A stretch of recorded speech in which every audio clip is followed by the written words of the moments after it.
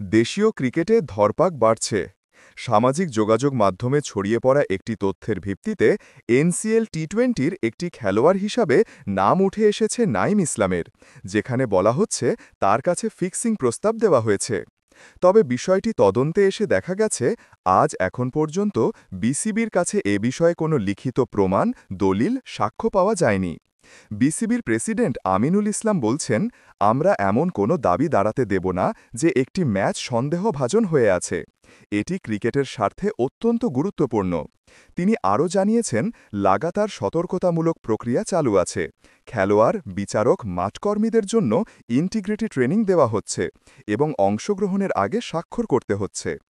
এদিকে গত কয়েকদিন ধরে সামাজিক মিডিয়ায় নাইম ইসলামের নামে তথ্য ছড়াচ্ছে, যেগুলো এখনও পরীক্ষা হয়নি।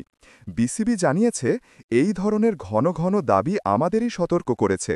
তাই আমরা ইতিমধ্যে একটি তদন্ত কমিটি গঠন করেছি, যেটি কোনো নির্দিষ্ট খেলোয়াড়কে অভিযুক্ত করে গঠন করা হয়নি, বরং দৃশ্যমান যে কোনো অভিযোগ বা তথ্যের তদন্ত করবে।